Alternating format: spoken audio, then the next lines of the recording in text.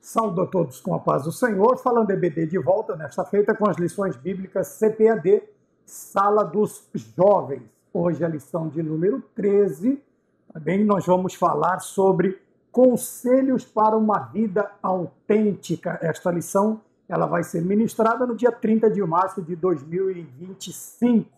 Como nós falamos na lição 13, nós temos que nos lembrar que é o encerramento do primeiro trimestre do ano de 2025. Então, vamos apresentar o novo material do próximo trimestre, o segundo trimestre de 2025. E nós temos aqui a lição bíblica dos jovens, que estará trazendo o tema Davi, de pastor de ovelhas a rei de Israel.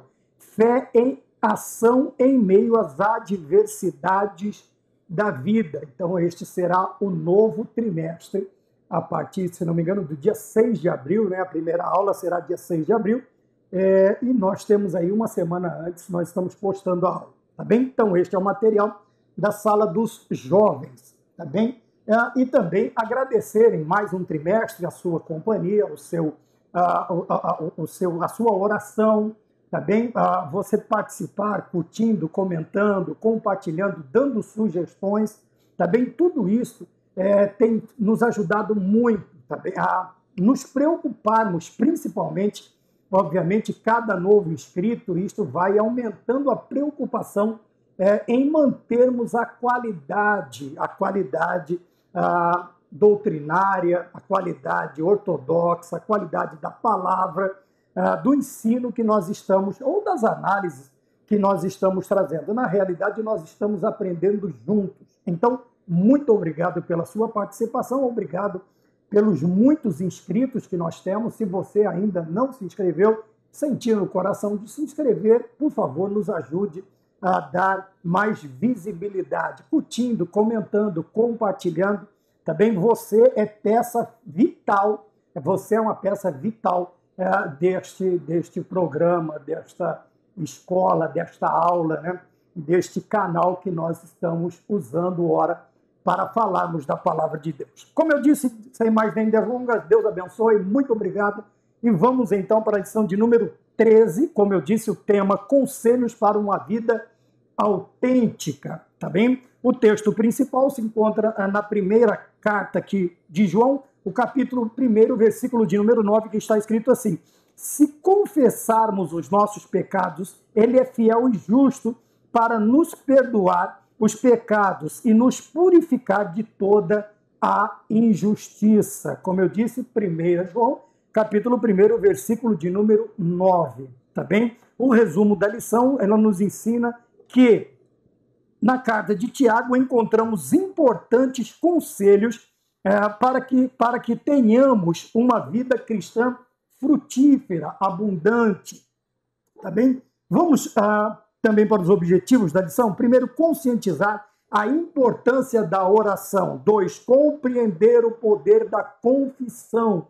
É uma parte importante da nossa vida, principalmente na questão do arrependimento, tá? E também mostrar a responsabilidade da restauração, tá bem? Antes de entrarmos na introdução da lição propriamente dito, como sempre fazemos, vamos analisar então aqui as primeiras palavras que nos traz a lição, tá? Como diz o tema conselhos, veja, quando nós falamos de conselho, nós estamos falando de pessoas ou de algo, de alguém, de escritos que estão tentando nos ajudar.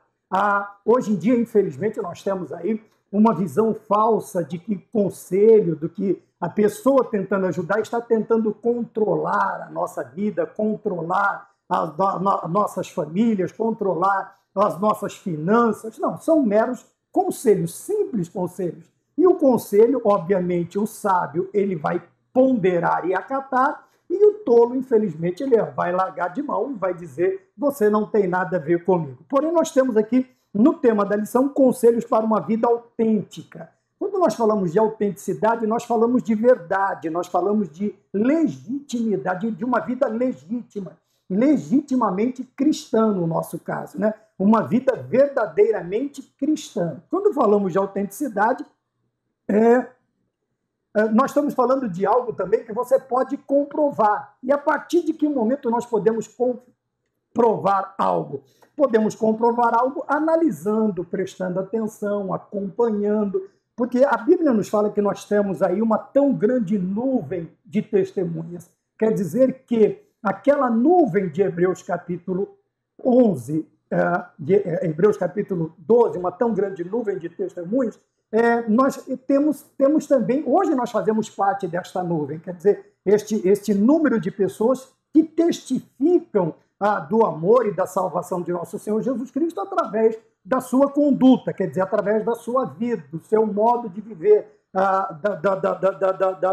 da autenticidade da sua vida, de uma vida verdadeiramente cristã. Veja, então nós podemos comprovar a partir do momento em que nós passamos a analisar determinados fatos, comportamentos, modos, né? E isto não é vigiar a vida de ninguém, é você estar tomando como exemplo. Infelizmente, existem pessoas que eles servem também como exemplo, mas o exemplo do que não fazer, o cristão não fazer. E outros, graças a Deus, eles vêm com um testemunho do que fazer ou do que se esforçar para fazer, tá bem? Então aqui nós temos conselhos para uma vida autêntica, quer dizer, e seria bom se nós seguíssemos os conselhos principalmente vindos de pessoas experimentadas, maduras, de pessoas que já têm uma determinada vivência na presença do Senhor, tá bem? Então nós temos aqui, já estamos falando, e eu achei interessante também, uma coisa que eu esqueci de ligar aqui, eu achei interessante nós compararmos com algumas versões bíblicas, né? Eu achei muito interessante a pergunta que nos foi feita na área dos comentários, né? A questão das versões, a questão da tradução que nós usamos, por que isso, por que aquilo, muito interessante. Mas eu gostaria de ver, veja, nós estamos falando em 1 João capítulo 1, versículo 9. Quando nós olhamos na Almeida Revista e Atualizada, ela vai trazer esta forma, tá? Ela vai estar, esta versão traz desta forma: se confessarmos os nossos pecados, ele é fiel e justo para nos perdoar os pecados e nos purificar de toda a injustiça. Porém, quando nós vamos na Nova Almeida Atualizada, veja, nós estamos falando de 1 João, a primeira carta de João, não é o Evangelho, a primeira carta de João, depois eu dou uma aceleradinha mais à frente, capítulo 1, versículo de número 9, veja, se confessarmos os nossos pecados, veja que a condição continua a mesma, confessar os pecados. Esta é uma condição para nós recebermos, veja, nos perdoar e nos purificar de toda a injustiça. Mas olha como está escrito aqui, olha, na versão, em 1 João, agora nós vamos para o Evangelho de João. Acontece, ao vivo é assim mesmo, tá bem? Nós não vamos, como é que eles falam? Editar. Isto é muito bom para nós nos lembrarmos que perfeição somente o Senhor Jesus Cristo. Veja, capítulo 1 de João, versículo 47, é um versículo bastante conhecido, e eu gostaria de falar dessa questão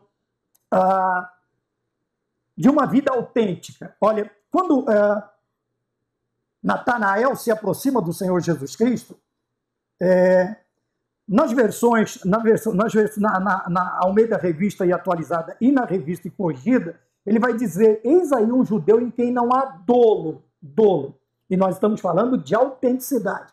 Na versão Almeida Atualizada, Nova Almeida Atualizada, versículo 47 diz: e viu Jesus viu Natanael se aproximar e disse a respeito dele: eis um verdadeiro israelita em quem não existe fingimento algum.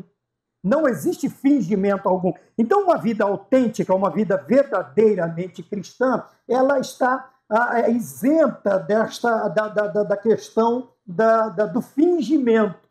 Tá? O que é fingir? Ora, fingimos de várias maneiras, né? Quando nos apresentamos, como falamos, dependendo do que fazemos. A pessoa, quando não é autêntica, ela vai viver debaixo da máscara do fingimento. Ela vai tentar parecer o que ela não é. Ela vai tentar falar o que ela não faz. Ela vai fazer uso de coisas que diuturnamente, não faz parte do seu viver, não faz parte do seu viver. Mas olha que interessante aqui esta versão, ele diz, em quem não existe fingimento algum.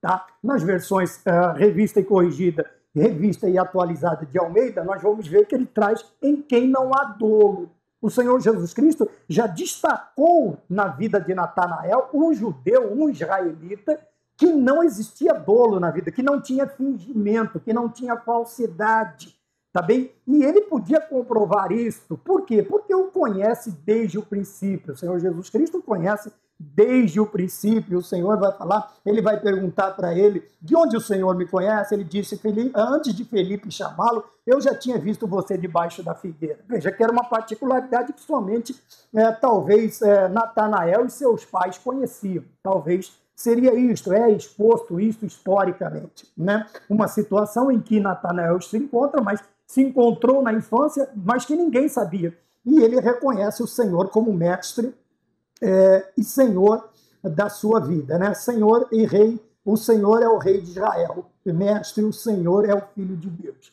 Então ele reconhece o Senhor, a divindade, a deidade, a filiação também de Cristo Jesus. Então nós olhamos aqui a questão de uma vida verdadeira, autêntica. O que seria uma vida autêntica? É Jesus olhar para nós e dizer, não existe fingimento algum em nenhuma área da sua vida. Você não finge.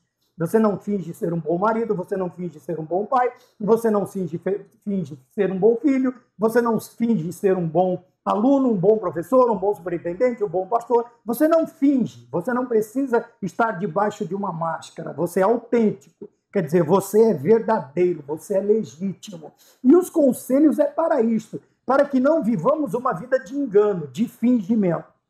Porém, dentro desta vida, quando há algum percalço, algum tropeço, nós olhamos para o texto principal, nós vamos ver que existe o conserto, existe o perdão e existe a purificação de toda a injustiça. Porém, para que o Senhor opere estas duas áreas, o perdoar e o purificar da nossa vida, está condicionada a algo. Qual é a condição? Se confessarmos os nossos pecados. Veja, havia um ditado antigo, principalmente quando ainda nós não conhecemos a Jesus, que as pessoas diziam assim, como é que eu vou acreditar em fulano e ciclano? Não passa de um comedor de feijão, não passa de um comedor de arroz e feijão. Tudo bem?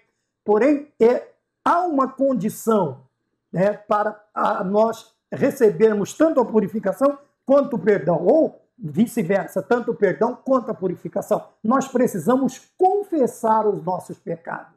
Confessar os nossos pecados. Tá bem? Existem duas formas. Ora, se o meu pecado não vai afetar a vida da igreja em si, né? Se não é um pecado escabroso, escandaloso, eu vou falar com Deus, eu vou colocar diante de Deus as minhas necessidades, e Ele vai me perdoar. Porém, existem pecados que nós podemos cometer que vão atingir diretamente a igreja, os nossos irmãos, a nossa denominação, a nossa família. E quanto a estes pecados, nós precisamos também confessá-los. Por quê? Como nós falamos da igreja sendo organismo e organização, como organização, ela tem regras.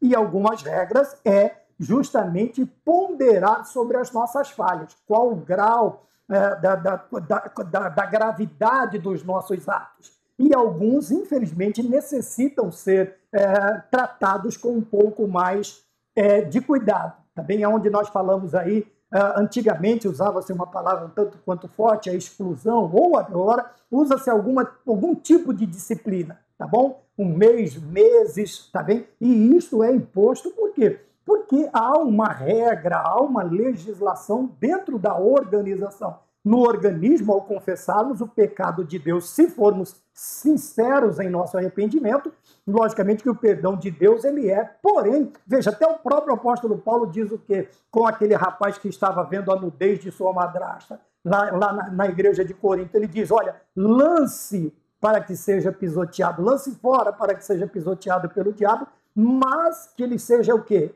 Contudo, a alma será salva, para que a sua alma seja salva. Então, veja que estas disciplinas, elas vêm mais para o peso da responsabilidade.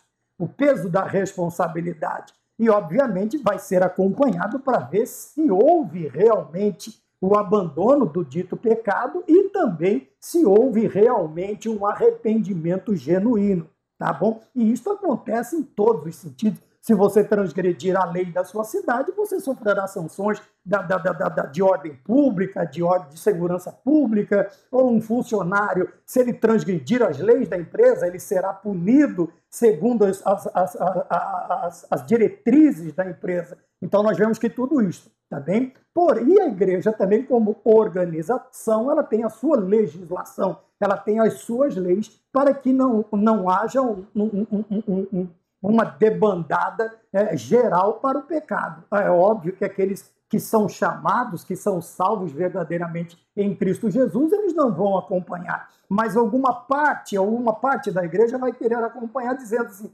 fulano fez, não aconteceu nada, por que vai ter que acontecer comigo? Vou fazer também, tá bem? Então nós vemos aqui a questão da condição de confessar os nossos pecados. Se nós lermos João, ele vai dizer, olha, que nós podemos orar, mas para que estes pecados específicos, eu peço que vocês não orem. Quer dizer, tragam para mim. Eu sou o pastor da igreja, eu vou analisar, eu vou ponderar, e o que for necessário nós vamos fazer para isto, tá bem? Então nós estamos falando aqui de versões. Olha que interessante. Falei sobre a Almeida Revista e Atualizada, a Almeida Revista e Corrigida, a nova versão, a nova Almeida Atualizada. Nós estamos falando das versões, não estamos falando dos comentários, estamos falando das versões, tá bem? Então, as versões em si, elas são particularmente boas. Não uso todas as versões, existem algumas, principalmente aquelas novas traduções, novas versões, né? Que tem algumas siglas, também não quero ser injusto citando, não uso muito, não tenho costume. Para mim, a Almeida Revista e Atualizada é a minha versão de cabeceira, tá bem? Mas a oficial é tanto a ACR, quer dizer, a Almeida Revista Corrigida, quanto a ACF, a Almeida Corrigida Fiel. São as mais usadas hoje, tá bem? E algumas são usadas também em outras denominações. Maravilha? Então, nós vemos aqui outra coisa que nós, como eu disse, esses conselhos, quando nós lemos, veja, não são, como eu já disse, não são conselhos para nos privar da nossa personalidade, daquilo que nós achamos, acreditamos e aprendemos como fazer. Não, esses conselhos são para que se nós juntarmos uma coisa à outra, nós teremos uma vida cristã abundante ou frutífera, como está escrito aqui. E quem de nós não quer ter uma vida abundante? Eu não estou falando de uma vida rica em termos financeiros. Estou falando de uma vida abundante, quer dizer, uma vida na presença de Deus, experimentando os dons, experimentando os milagres, experimentando todas as operações do Espírito Santo de Deus na nossa vida e na vida da igreja onde estamos congregando. E se o Senhor também permitir e nos der a graça de termos um pouco mais além do que o pão costumeiro, vamos agradecer a Deus e lembrar que tudo que temos provém dele. Se provém dele e o Senhor nos abasteceu, vamos fazer uso daquilo que nos é necessário, né? Vamos guardar alguma coisinha e o demais o Senhor também proveu para que compartilhássemos com os nossos irmãos, com os nossos amigos, com os necessitados independentes.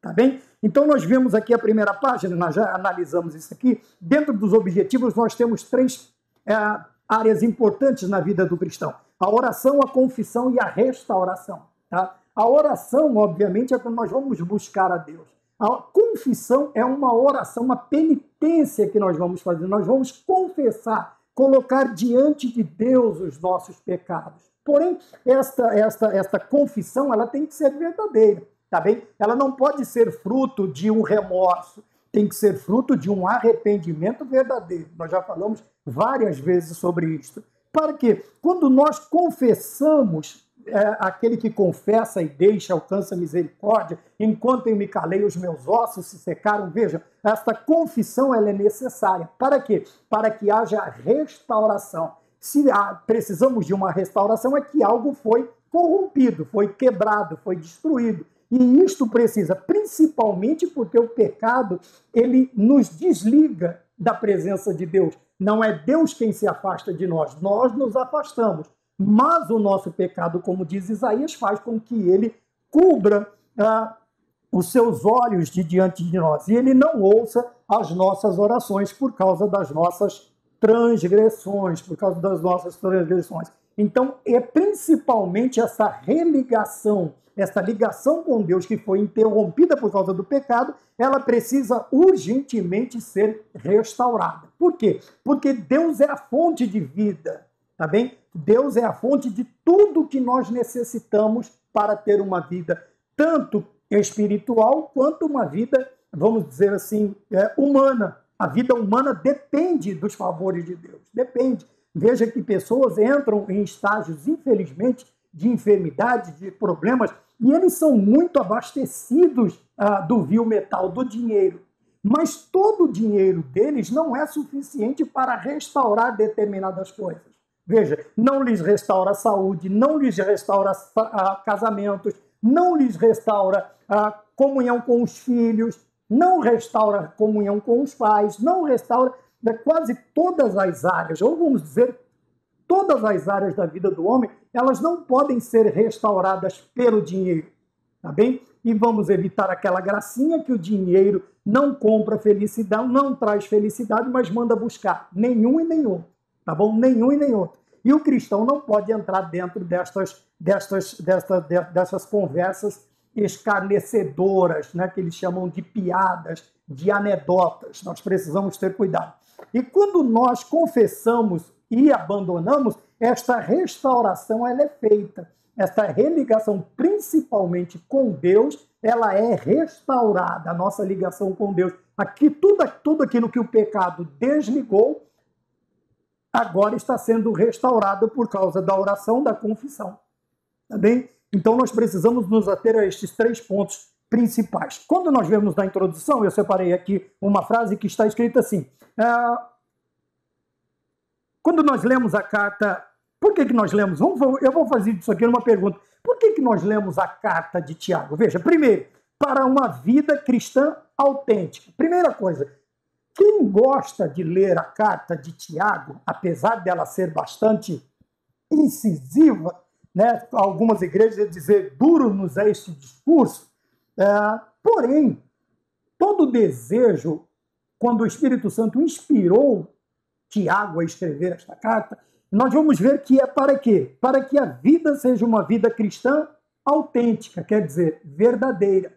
Tá? Por quê? Porque se passarmos esta vida vivendo falsamente, equivocadamente, vivemos fingindo toda a vida, o que vai acontecer? Qual é o futuro que nós esperamos? E habitar para sempre na casa de Deus, na pousada, na presença de Deus. E isto nos será vetado. Por quê? Porque nós não temos uma vida autêntica, tá bem? E quando nós não participamos, me perdoe, porque está um calor terrível na nossa região, tá bem? Estou orando para que chegue logo o inverno.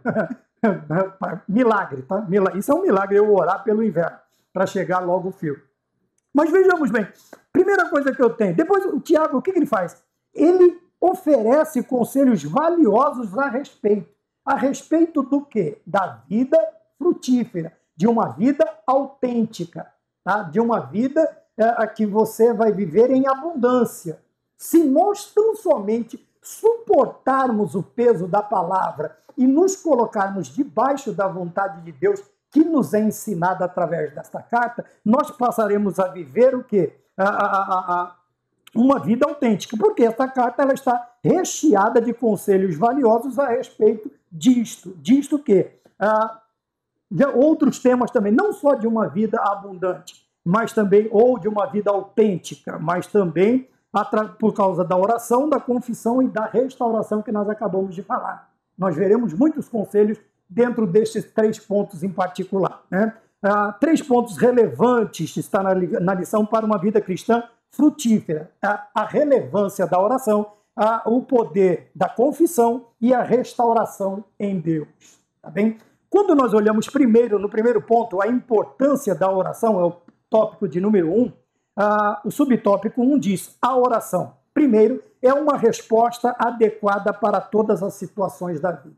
Veja que orar não está limitado a determinadas situações. Não, não é. A oração não é algo circunstancial. A oração é algo que nós precisamos fazê-lo constantemente, diariamente, diuturnamente, quer dizer, dia e noite. Nós precisamos viver em oração, tá bom? Tanto é que o apóstolo Paulo, em 1 Tessalonicenses capítulo 5, versículo 17, ele vai nos dar este também conselho: orai sem cessar, orar sem cessar. Então a oração ela não está restrita a algumas situações da vida, não é remédio para nós orarmos só quando estamos doentes, não é dinheiro quando estamos, vamos dizer assim, né, com os bolsos vazios. A oração não é, a oração, ela dizia Cassiano antigamente que a oração é alimento. Ora, e se nós formos desprovidos de qualquer alimento necessário, manhã, tarde, noite, o nosso corpo ele vai sentir. Agora imagina extinguir a alimentação vital para o ser humano, café da manhã, almoço e janta.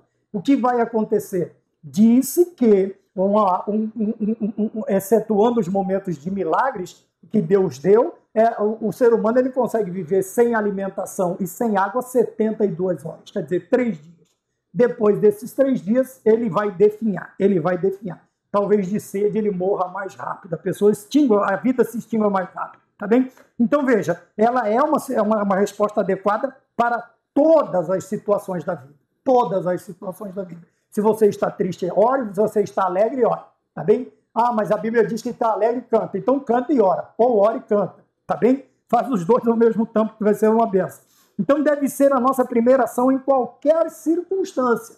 Então veja, além de ser para todas as circunstâncias, tem que ser a primeira ação a tomar antes de qualquer coisa dentro destas circunstâncias, tá bom? Sejam circunstâncias boas, sejam circunstâncias ruins, tudo que nós vamos fazer devemos principiar com oração, tá bem? É a mesma coisa, dormiu a noite inteira, acordou, a primeira coisa, meu Deus, segunda-feira, tem que levantar. Senhor, obrigado.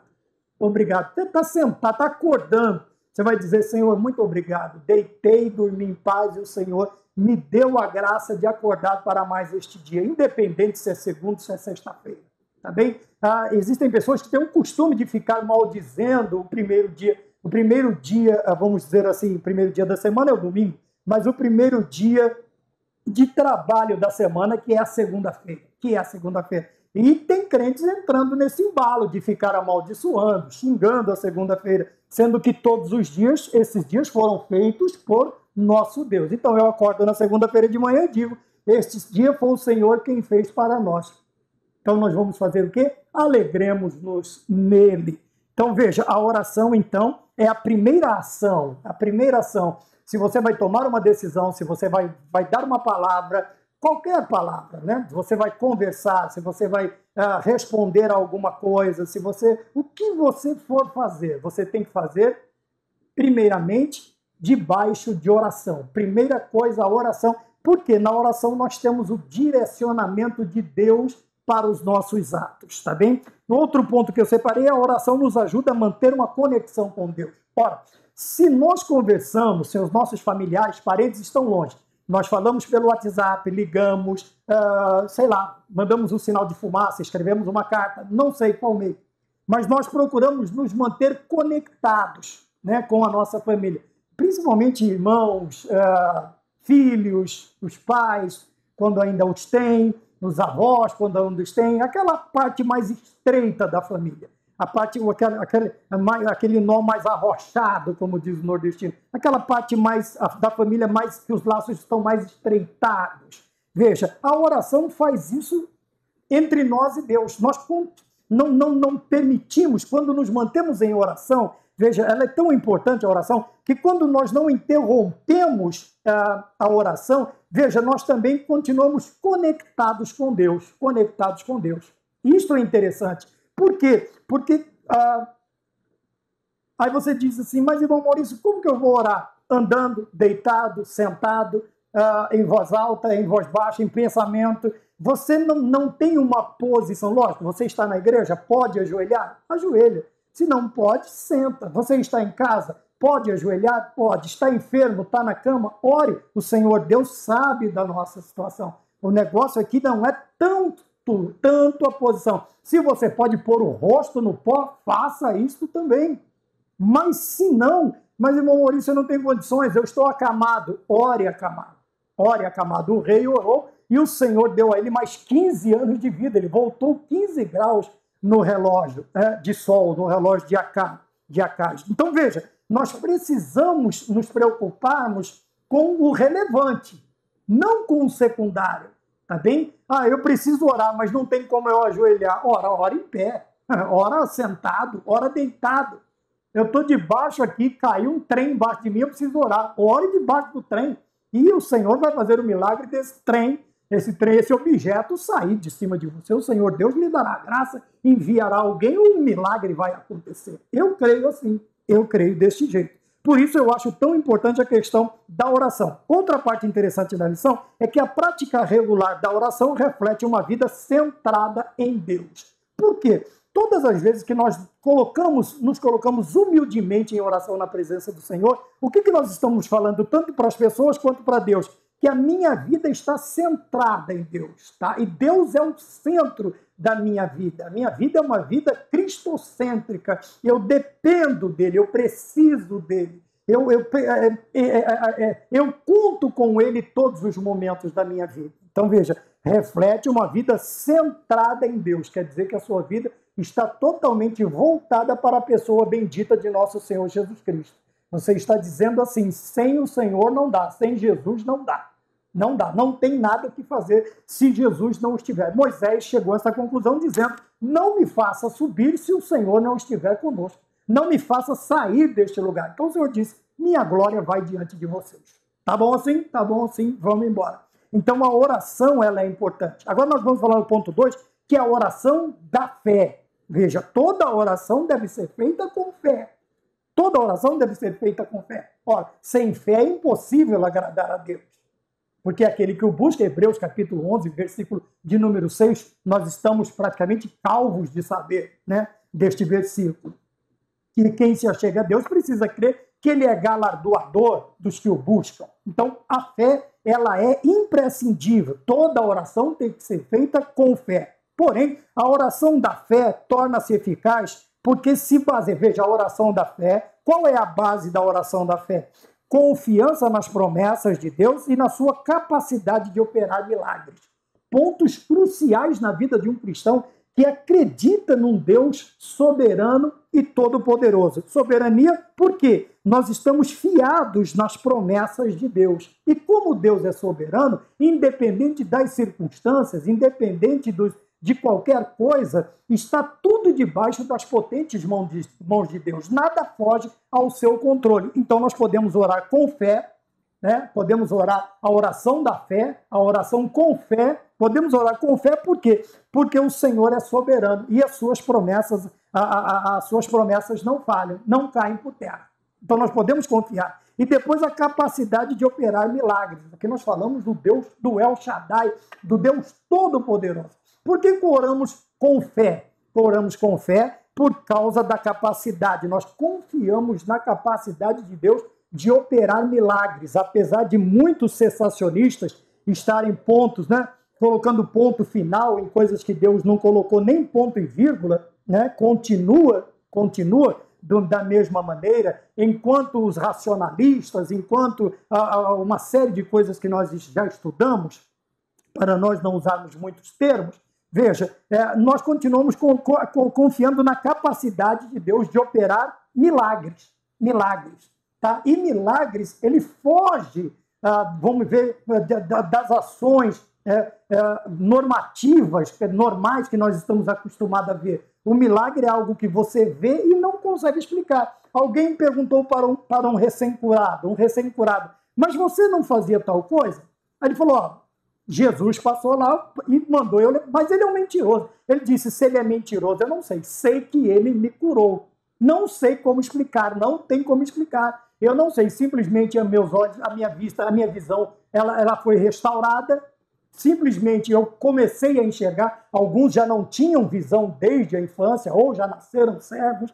Então, são operações de Deus através do seu Espírito Santo, são milagres que o Senhor Deus faz na nossa vida que nós simplesmente não conseguimos explicar. Tanto é que nós temos hinos na nossa harpa cristã que diz, não posso explicar, quão meigo é Jesus, mas face a face no seu lar eu te verei, Jesus. Não posso explicar, porque Jesus me ama. Eu não posso te explicar, mas a ti também te chama, pois deseja te salvar. Veja, dentro numa vila que eu morava, de muitos amigos, colegas e vizinhos, o Senhor resolveu salvar a mim. Entendeu? Então, veja, alguma pessoa olha assim, mas diz, por que você? Eu falo, não sei. Talvez eu poderia ser o pior, talvez eu poderia ser o menos propenso, talvez eu seria o que tinha menos condições de ser um cristão, de ser um crente, como eles dizem, mas o Senhor escolheu a mim, e eu não posso explicar. Para mim, isto é um milagre. Eu estar na presença de Deus hoje, né? Depois de muito tempo, depois de uma vida praticamente aí, toda adolescência, juventude, devassa, e o Senhor me escolher. Eu não posso explicar, você também não. E isto é um milagre. Alguns já tiveram o privilégio de nascerem em berços cristãos, né? Em lares cristãos, mas eu fui praticamente o primeiro da minha casa a conhecer o cristianismo, Tá bom? Então nós vemos o quê? Por que a oração da fé ela se torna eficaz? Ela é eficaz porque nós confiamos em Deus e também confiamos na sua capacidade, tanto nas promessas quanto na capacidade de Deus de operar milagres. Mas para você continuar firme nas promessas do Senhor Jesus, como diz o hino, e também acreditar em milagres, você tem que ter uma fé, ou a oração da fé, uma fé que te leve a crer nisto. Se você não tem, faça como aquele pai, Senhor, ajuda-me na minha incredulidade, ou aumenta a minha fé.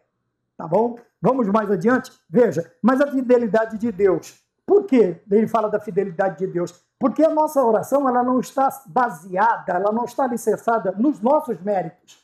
Tá? Não é uma oração meritória, eu mereço, o Senhor tem que fazer. Não, mas está na fidelidade de Deus. Quando oramos com fé e alinhamos o nosso coração com a vontade de Deus, ele responde. Veja uma outra condição, é a oração da fé, mas também o nosso coração, quer dizer, os nossos desejos, as nossas vontades, elas têm que estarem alinhadas com a vontade de Deus. Tá? É por isso que nós oramos sempre num determinado sentido e no final nós dizemos, seja feita conforme a tua vontade. Seja feita conforme a tua vontade. Em um dos evangelhos sinóticos, se não me engano, em Marcos, ele vai dizer, em todos os outros ele diz assim, e tudo que pedides em meu nome será feito. Marcos diz, e tudo que pedides em meu nome, Jesus falando, e tudo que pedides, e for a vontade do Pai, ele vô-lo concederá. Veja, e se for a vontade. Então o nosso coração, quer dizer, os nossos desejos, eles devem estar alinhados com a vontade de Deus. Então nos tornamos autômatos, não temos mais vontade, não temos mais direito, temos. Porém, o que nós vamos fazer? Nós vamos alinhar dentro da vontade de Deus. E o Senhor nos concederá. Tá? É fácil entender? É mais fácil entender do que fazer. Porque vai ter que ter muita humildade, muita resiliência, vai ter que ser um cristão que confia no Senhor, que confia nas suas promessas, que confia na sua capacidade de operar milagres. Tá bem? E isso é um pouco mais difícil, tá? Porque às vezes nós até compreendemos determinadas coisas, mas não queremos fazer. Veja a questão do jovem Henrique. Ele entendeu a mensagem.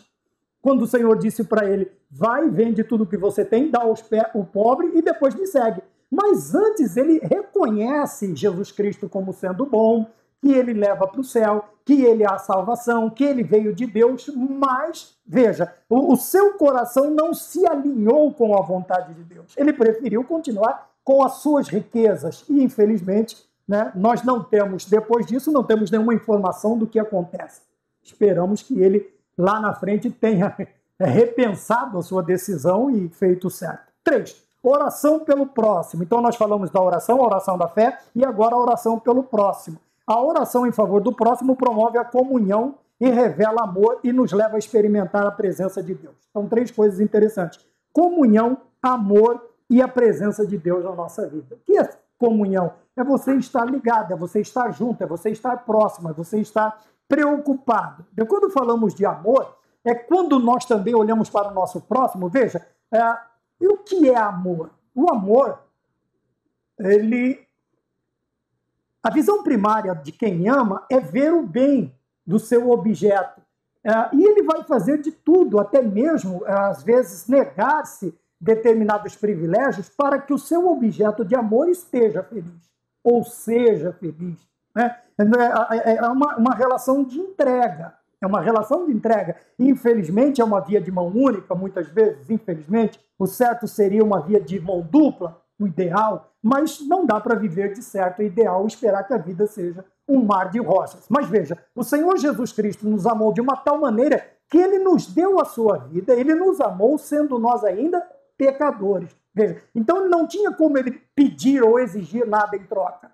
Nós fomos compreendendo este amor e a partir do momento em que assimilamos e o recebemos como Salvador da nossa vida, agora nós vamos retribuir este amor. Fazendo o quê? Fazendo a sua vontade, estando na sua presença, estando em comunhão com o próximo, amando os nossos irmãos, o nosso próximo e também, veja, experimentando cada vez mais da presença de Deus. E nós poderíamos dizer sobre esta questão de experimentar a presença de Deus, sabe? Tudo que envolve a presença de Deus, Deus estando na minha vida, Deus estando na vida da igreja, Deus estando na vida da minha família, nós vamos experimentar todas as benesses, todos os favores de Deus na nossa vida. Todos os favores. Então não é somente a presença do Senhor, o que ela vai fazer? Ela vai trazer, e as demais coisas vos serão acrescentadas. Veja, então nós estamos buscando a vontade do Senhor, orando pelo próximo, e o que o Senhor vai fazer? Enquanto nós cuidamos do próximo, o Senhor cuida dos nossos. Então, enquanto nós estamos cuidando da obra dele, dos servos deles e até daqueles que não são seus servos, o Senhor estará provendo e cuidando da nossa casa. A presença de Deus será sentida em todas as áreas da nossa vida, dentro do nosso lar, no nosso trabalho, na igreja em que nós congregamos. Vejam bem, isto tudo fala da presença de Deus. E também, quando oramos pelo próximo, é uma expressão de unidade e cooperação, refletindo interdependência, quer dizer, uma coisa depende da outra, do corpo de Cristo. Veja, quando nós falamos de corpo, agora vamos falar de organismo. Falamos da organização, agora organismo. Veja, que este dedo, ele precisa estar conectado à mão, né, ao punho, ao antebraço, ao braço, aí ele vai ser ligado, e todos os membros do corpo devem estar ligados a quê? À cabeça. Obviamente, a cabeça, ele é o ponto central, ele é o ponto central da vida humana, o cérebro. Enquanto houver vida cerebral, função cerebral, os aparelhos não são desligados. A partir do momento em que a função cerebral não é mais detectada, o que se acontece? Infelizmente, houve o óbito cerebral. E não tem mais jeito, não tem como ressuscitar. Só um milagre. Só um milagre, tá? Se há uma parada cardíaca, você pode fazer uma massagem cardíaca, você pode usar lá o desfibrilador, você pode usar algumas técnicas de ressuscitação. O cérebro não dá. Não tem como. Se ele parar, acabou. Tá bem? Então nós vemos aqui que essa expressão de unidade, veja que não está falando de união, está falando de unidade. Tá? União é uma reunião, unidade é um. É todos sermos um, estarmos o mesmo pensamento que é o pensamento de Cristo, estarmos todos ligados numa mesma sintonia, vamos dizer assim, estarmos sempre na mesma sintonia. Isto fala de unidade. É como se aquelas rodas da visão do profeta, né?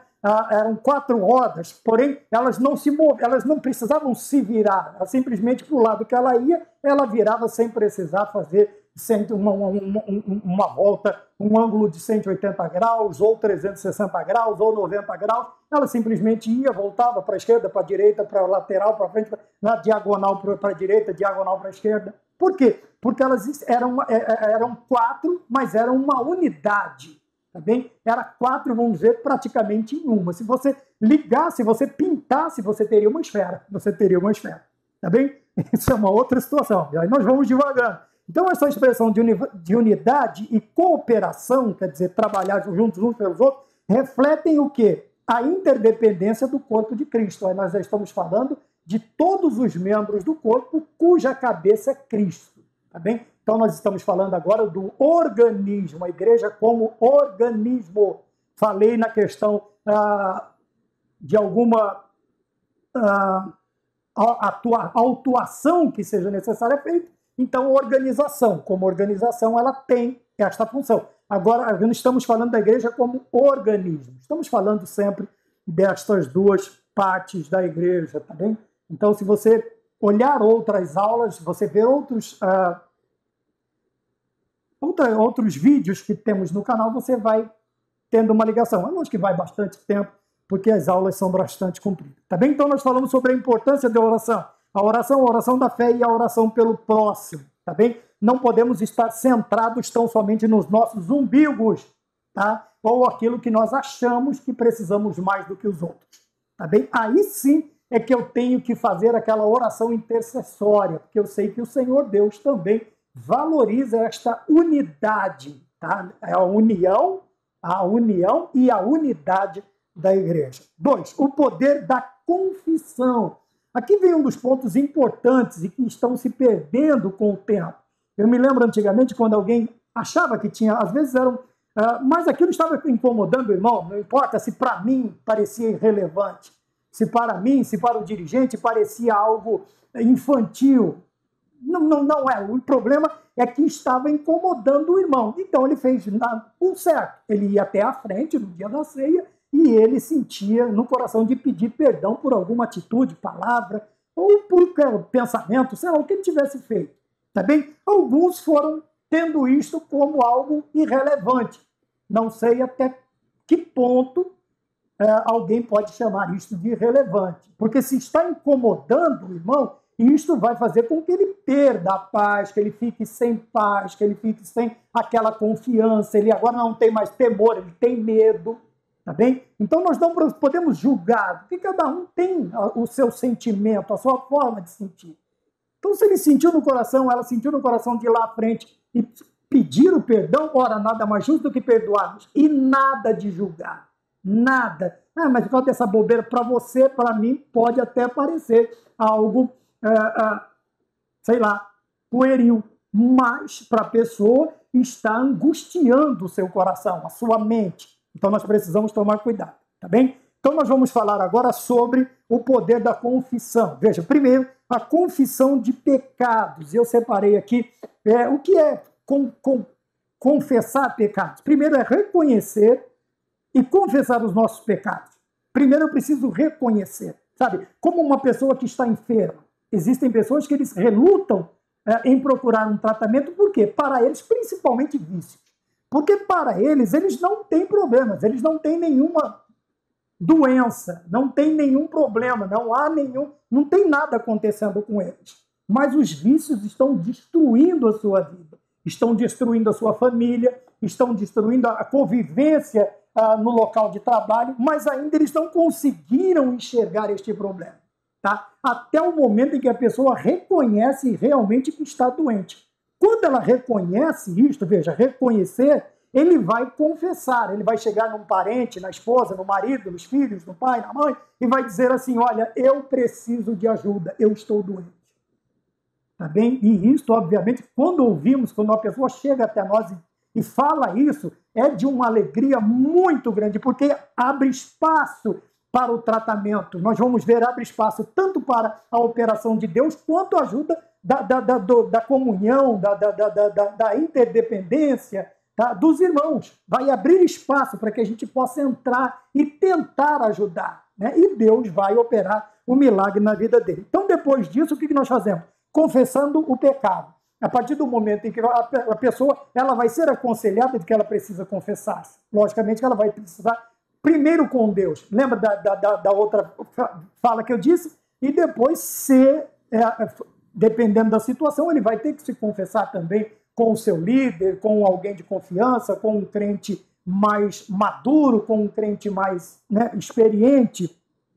E de preferência que feche a boquinha, não seja aquele que ouve aqui e vai contar lá. Né? Existem pessoas que eles se mostram interessados em saber o problema do outro, mas é só para ter assunto lá na frente. Ó, não estou fofocando, é só para a gente orar. Peraí, mas você disse que não ia fazer.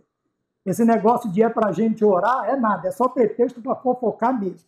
Tá bem? Confiou em você. Guarde o que te foi confiado. Tá bem?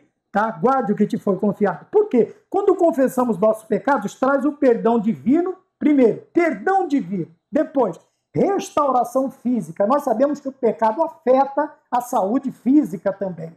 Tá bem? Afeta também a saúde psíquica, emocional e a saúde espiritual.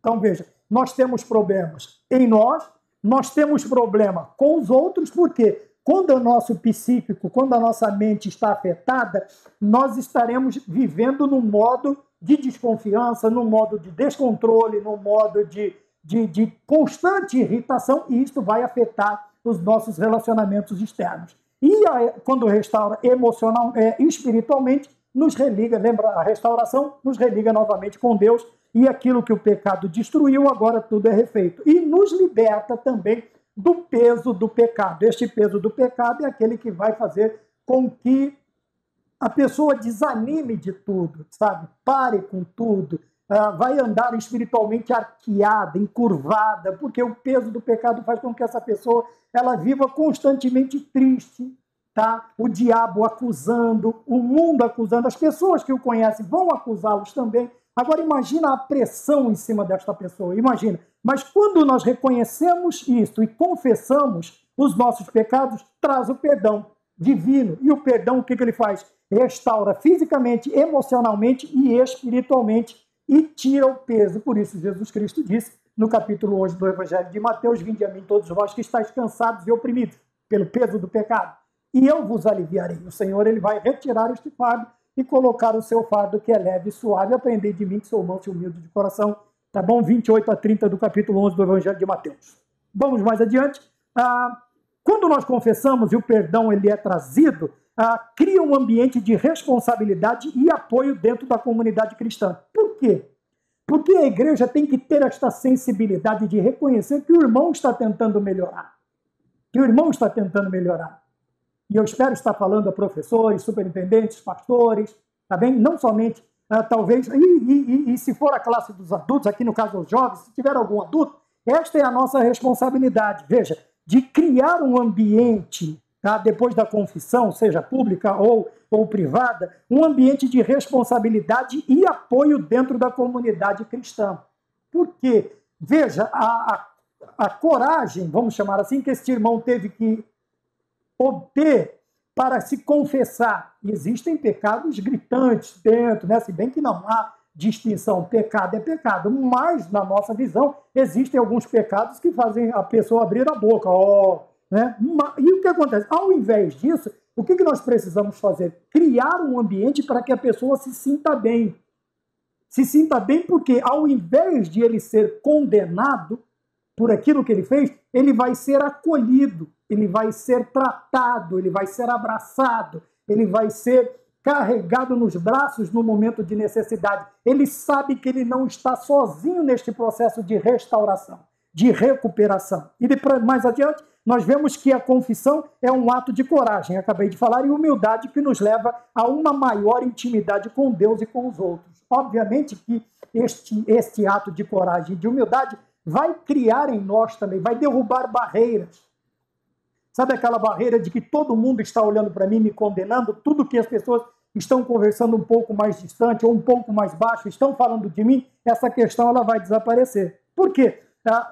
E desaparecendo este sentimento horrível, você vai, primeiro, você vai se achegar a Deus, a intimidade vai ser maior com Deus.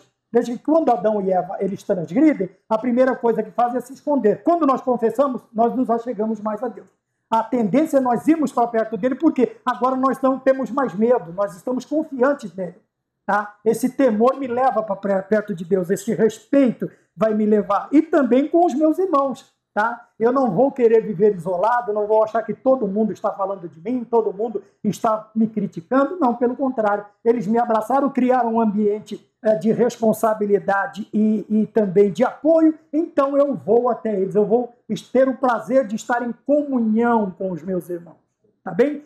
Dois, nós estamos falando do poder da confissão. Dois, a cura espiritual e física. Nós já demos uma palhinha no ponto de número 1, vamos só relembrar. Então, quando nós fazemos isto, quando confessamos os nossos pecados, aqui ele usa o termo, ativamos o poder de cura de Deus em nossas vidas, tanto no plano espiritual quanto no plano físico. Nós já falamos sobre isso. Veja que nós abrimos um espaço para que Deus venha agir na nossa vida. Por quê? Aquilo que se tornou barreira entre eu e Deus, agora foi derrubado. Foi derrubado. Tá? Aquele abismo que havia por causa do pecado, agora há uma ponte. Tá bem? Cristo está nos ligando novamente. Houve uma religação, um religar, uma religião, é o sentido da palavra, né? Religar. Houve uma restauração na comunicação entre eu e Deus. Tá bem? Então, tanto no plano físico quanto no plano espiritual. Nós já falamos das curas também. Veja, você vai ser curado emocionalmente, fisicamente, emocionalmente e espiritualmente. Então, no campo físico, nós temos o corpo e a mente. Nós seremos restaurados, porque nós sabemos que uma mente doente, o corpo também é doente. Né? Temos o costume de dizer, né? Mente sã, corpo são também, sadio. Outro ponto que eu separei. Trazem alívio e restauração para o espírito, a alma e o corpo. Também o homem, a tricotomia, espírito, alma e corpo. Quando nós confessamos os nossos pecados, trazem alívio e restauração. Quando nós falamos da restauração, vamos falar do alívio. O que é o alívio? É aquela situação que nós chegamos num determinado ponto e fazemos, ufa, acabou. Sabe, aquele alívio de refrigério, aquele alívio de paz, aquele alívio da restauração, aquele alívio da comunhão, aquele alívio de poder chamá-lo assim de Pai novamente, de Pai, de Deus, de Senhor. De outra hora nós estamos assim até meio pensativos, achando que ele nem nos amava mais. Tá bem? Ajuda a manter uma vida saudável e equilibrada, já falamos sobre isso, livre do peso do pecado. Tá bom? 11, 28 a 30 de Mateus. Porém, é necessário ressaltar que, diferentemente da Igreja Romana, onde as confissões ao sacerdote constituem uma parte essencial do sacramento, não acreditamos que outro ser humano possa ter autoridade para absolver pecados confessados. Veja, nós vamos confessar, mas não dando, auferindo, outorgando aquele outro ser humano que está sem perder o respeito, que ele pode nos perdoar. Não, ele não pode. O único que pode perdoar pecados é Jesus Cristo de Nazaré. Porque ele foi o sacrifício pelos nossos pecados. Ele foi o sacrifício substitutivo, vicário. O seu sangue o sangue de Jesus Cristo foi derramado e não o meu.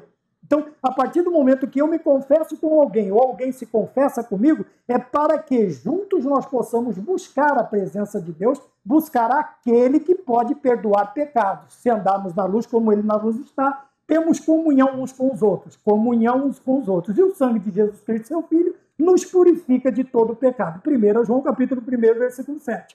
Tá bem? Então, a questão é como nós temos a questão do batismo. Veja, a água do tanque tem poder para lavar pecados? A água do rio? A água, sei lá, da lagoa, onde você foi batizado? Não. Veja, os seus pecados já foram perdoados se você aceitou genuinamente. O que é o batismo? É uma ordenança, é uma obrigatoriedade em que nós damos testemunhos para os de fora que morremos para o mundo e ressuscitamos uma nova criatura em Cristo Jesus para servirmos a Deus em novidade de vida. Tá bem? Mas a água em si, ela não tem nenhum poder purificador, nem do tanque. Alguns dizem, não vou me batizar na piscina porque o último carrega o pecado de todo mundo. Ora, irmãos, isso é uma visão muito antiga, é um pensamento muito antigo. Tá bom? Então nós sabemos que é o que purifica o pecado, o que é que lava, o que expia o pecado no ser humano, o sangue de Jesus Cristo. Tá bem? E se a pessoa levar 1 ano para se batizar e aceitou Jesus Cristo e leva 1 ano para dizer, quer dizer que ela ficou 1 ano em pecado? Talvez, se não se batizou porque não quis, viveu 1 ano em desobediência às 2 ordenanças, o batismo e a ceia. Tá bem? E a ceia. Se você está sem se batizar porque você não quer, isso é desobediência. É pecado.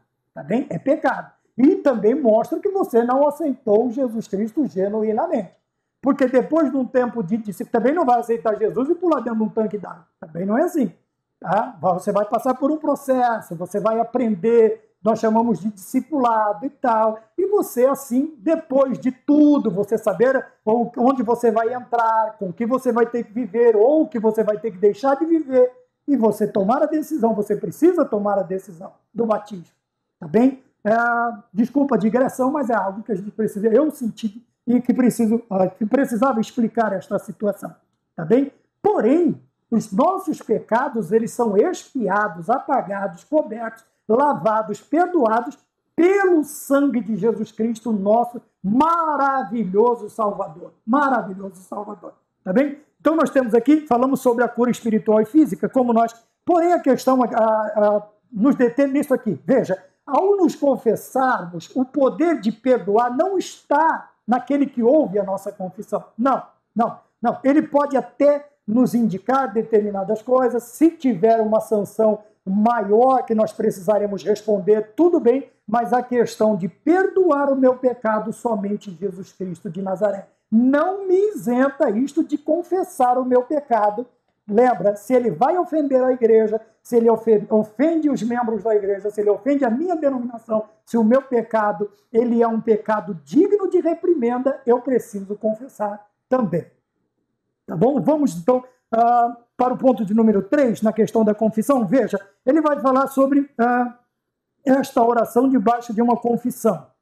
Tiago ele vai falar sobre Elias. Elias, um homem comum, sujeito às mesmas paixões, porém, alcançou resultados extraordinários por meio da oração fervorosa. A questão dos 3 anos e meio sem chuva são frutos da oração de Elias. E se nós notarmos outra coisa, veja, o rei Acabe ele foi mandando comitivas de 50 em 50 soldados.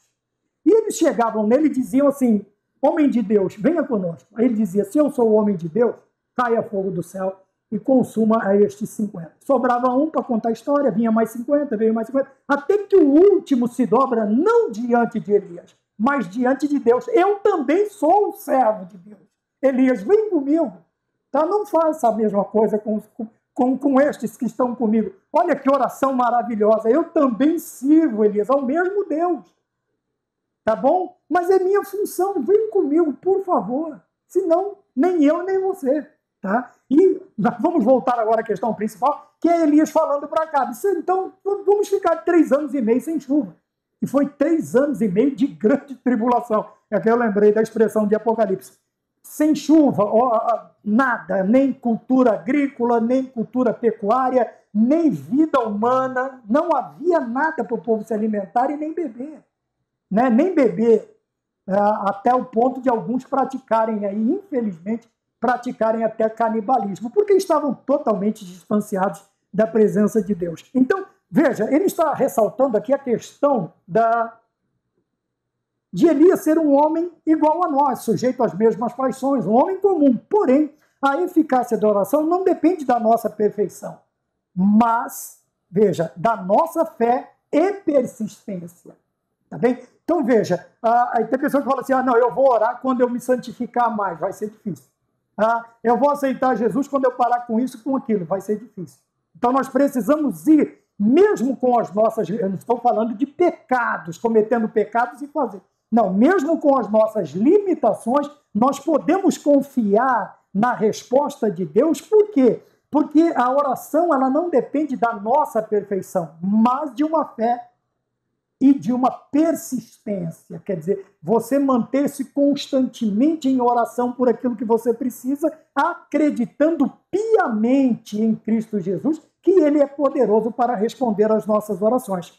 Tá bem? Então, por isso, ele usa o exemplo de Elias para falar de um homem comum que fez uma oração fervorosa e foi respondido, para nos ensinar que a resposta às nossas orações não está ligada à nossa perfeição, mas sim a uma vida de fé e de persistência. Veja que ele está falando de perfeição, não está falando de pecaminosidade, não. Tá bem? Então, veja, podemos ver pelo exemplo da vida de Elias que a fidelidade é um atributo de quem tem fé. Veja, não dá para separar um crente que vive pela fé, o justo que vive da fé, que vive pela fé, não dá para separar, não dá para dizer para ele ser infiel. Ele pode, se ele é infiel, ele não pode ser chamado de um crente que tem fé. Mas a fidelidade é um atributo de quem tem fé. Porque sem fé é impossível agradar a Deus, como nós dissemos no começo desta análise. Então, veja bem, como que nós reconhecemos os frutos da vida abundante? Veja, da vida autêntica. Nós temos um cristão autêntico, ele é fiel. A fidelidade é um atributo de quem tem fé. E a fé, ela pertence a uma vida autêntica, a uma vida genuína, a uma vida verdadeira, na presença de Deus, a um cristão de verdade. Finalizando o tópico de número 2, então nós temos aqui viver os princípios do Evangelho não nos garante imunidade. Porém, mesmo não nos garantindo esta imunidade, quer dizer, que nós não vamos sofrer, que nós não vamos passar por perseguições, que nós não vamos passar por problemas, mesmo assim, eu tenho que obedecer os princípios do Evangelho. Tá bem? Os princípios, os mandamentos, as ordenanças do Evangelho. Eu preciso nortear a minha vida pelos princípios, aqui ele diz, dos Evangelhos, ou do Evangelho. Bem? Mas quando nós vemos uma visão mais abrangente, quer dizer, nós temos que estar dentro dos princípios das Sagradas Escrituras, desde o Gênesis ao Apocalipse. E aqui, no caso, nós estamos falando do Novo Testamento. Tá? Não me isenta, não me torna imune dos problemas da vida, mas nos garante a companhia ajudadora de Jesus todos os dias da nossa vida. Mateus 28:20, estarei convosco todos os dias até a consumação do século. Então veja, apesar de todos os desertos que nós estamos atravessando, nós podemos olhar para o lado e nós veremos a presença, nós sentiremos a presença de nosso Senhor e Salvador Jesus Cristo. Isso quer nos dizer que Ele não está somente conosco nos momentos bons, Ele está conosco em todos os momentos da nossa vida. Mesmo obedecendo os princípios, nós padeceremos perseguições, como disse o apóstolo Paulo. Aqueles que querem viver piamente em Cristo Jesus padecerão perseguição. Porém, na perseguição, nós vamos olhar para o lado e vamos ver o quarto homem. Não veremos o homem, mas veremos os leões mansos, acalmados, dentro da cova. Aleluia! Isso nos garante a presença de Deus. Veja, sermos obedientes independente das circunstâncias, das situações, independente de qualquer coisa. Veja, enquanto olha que coisa maravilhosa, na fornalha de fogo ardente, eles veem o quarto homem. Tá? Os de fora estão vendo o quarto homem. Mas na cova dos leões, se eu esqueci, me desculpe, só os leões calmos. O anjo do Senhor acalmou as feras, porque viu que eu não devia nada, nem para o Senhor e nem para o meu Deus. Veja, a presença de Deus será constante em nossa vida. Essa é uma lição tão maravilhosa que dá vontade de ficar aqui. Eu já nem sei quanto tempo nós já estamos. Terceiro e último, a responsabilidade da restauração. Agora, a restauração, já que nós temos em nós esta vida autêntica, a responsabilidade da restauração, aqui no ponto de número 1 está a busca dos que se afastaram. Quer dizer, quando nós temos realmente uma vida verdadeira cristã, a nossa preocupação, o afastamento de determinados irmãos não será momento de alívio, de alegria, foi embora porque quis. Não, de maneira nenhuma. Isto vai suscitar em nós uma preocupação e fazer com que nós nos responsabilizemos. A igreja é responsabilidade da igreja de Cristo buscar aqueles que se desviaram do caminho. O que nós vemos a maioria das vezes é um determinado alívio. E isto eu não estou falando só da membresia, não, estou falando também do púlpito. Existem púlpitos que se alegram com isso, tá bem? Quer dizer, mas é uma responsabilidade buscar os que se afastam. Então, professor da escola dominical, cadê o seu aluno? Faz tempo que não vem? Acabou a aula? Bom dia, paz do Senhor. E aí, fulano de tal, como é que você está? Senti a sua falta na aula hoje. Superintendente, pastor da igreja, oi irmão, senti a sua falta. Pode ter 3.000 membros dentro da igreja. É uma responsabilidade nossa colocar o nosso coração sobre o nosso rebanho e conhecer o estado das nossas ovelhas. Tá bem? Se não dá conta, junta 70 homens igual Moisés e coloca a sua cabeça de famílias aí, de números, de 10, de 100, de 1.000. Mas nós precisamos dar conta buscar estas almas que se afastam. 2, restaurar os que se desviaram. Não somente buscar mas restaurá-los, tá? Restaurá-los a quê? Ao corpo de Cristo, restaurar como membro do corpo de Cristo, tá bem? Trazê-lo novamente para o meio e criar, como nós já dissemos, aquele ambiente, tá, de recepção, de alegria, de unidade, que faz com que este membro que estava fora, ele volte e seja restaurado ao corpo de Cristo, que é a igreja, tá bem? Restaurar o seu lugar no corpo de Cristo. A grande missão da igreja é reconciliar os homens com Deus, tá bem? Não somente como na grande comissão nós buscarmos os que ainda não aceitaram a Jesus, mas aqueles que se enfraqueceram, que se perderam, que se desviaram. É responsabilidade nossa também restaurar, tá bem? E terceiro e última responsabilidade da igreja é a responsabilidade. Cada membro do corpo de Cristo tem o dever de apoiar e encorajar uns aos outros, tá bem? Esta é a responsabilidade da igreja. Por isso nós precisamos criar desde a porta, desde a primeira recepção, que seja no portão da igreja, aquela recepção agradável, não fingida, autêntica, como está no tema da lição, uma recepção autêntica.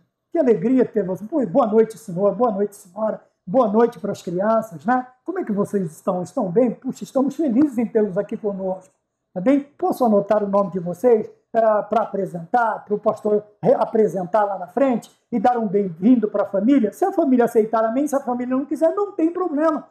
Mas pegue o nome, pegue o endereço e pergunte assim, podemos fazer uma visita, né? Futuramente? A gente vai ligar, deixa um número de telefone para a gente não incomodar a família, veja, e conduzir esta pessoa, escolher os melhores lugares, não é pôr a pessoa no último banco da igreja, o visitante. Ele vai se sentir excluído. E outra, qualquer coisinha faça ele sair do último banco, ele está na porta, ele vai embora. Encontre um lugar agradável, tá bem? Que ele possa ouvir a palavra, que ele possa ouvir os cânticos, que ele possa ouvir a parte litúrgica, ele possa ver a parte litúrgica do culto. Quer dizer, nós precisamos, é responsabilidade da igreja estar junto, estar perto. Veja, a igreja é o corpo de onde cada membro tem um papel vital a desempenhar e juntos podemos cumprir a missão de Deus de maneira mais eficaz. E que maneira mais eficaz? Os grupos, os conjuntos, os departamentos todos ligados, funcionando conjuntamente com um único objetivo, demonstrar amor, demonstrar responsabilidade, carinho, tanto pelos não crentes quanto com aqueles que se desviaram do caminho. Isto tudo está dentro da responsabilidade da restauração. Nós poderíamos continuar falando aqui, né, usando experiências, como é bom. Tem pessoas que se sentem felizes ao serem recepcionadas, existem pessoas que já saem desgostosas, porque, oxe, eu achei que ia ser diferente, alguém ia me receber, mas não vai comparar com Eliseu, não é nada disso que nós estamos falando. Vamos conversar sério, tá bom? Vamos conversar sério, tá? Não é porque Eliseu não saiu da tenda para falar com um leproso que você vai fazer a mesma coisa. Você não é Eliseu? Ora, então você vai recepcionar, você vai saudar calorosamente, afetuosamente, educadamente, também vai conduzir aos melhores lugares para que a pessoa possa, ele vai se sentir parte, bem acolhido daquela igreja, tá bom? E o inverso também é real. Quando nós não fazemos isso, a pessoa diz, eu não volto mais. Não se deram trabalho nem de levantar do banco para mim.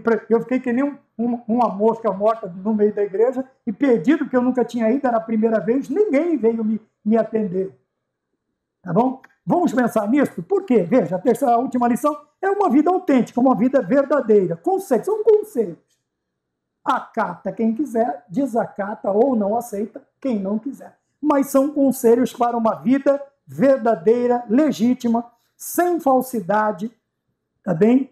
E também uma vida abundante. Com certeza nós teremos uma vida muito frutífera na presença de Deus. Amém? Até o próximo trimestre, se assim Deus nos permitir, e vamos ficar todos com a paz do Senhor. Amém.